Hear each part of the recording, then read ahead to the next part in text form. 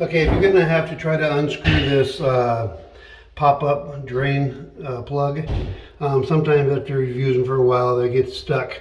And so you're supposed to just unscrew the little knob here from this part here. You unscrew that, and then it shows a screw that you use to undo the threads that are hooked to the bottom.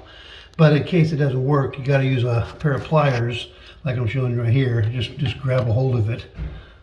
Grab a hold of it like that, and then use your finger to unscrew that little knob on the top. Again, you can use a pair of pliers there too if you need to, if it has a lot of junk on it and stuck.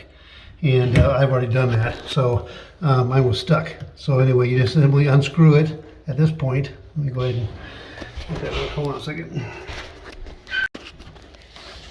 Okay, so anyway, you just unscrew it from there once you got the pliers on there.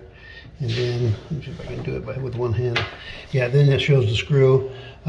Take that and just simply undo the screw, and that undoes it from the bottom, okay? And it comes right out. All right? If you have any questions, put them down below.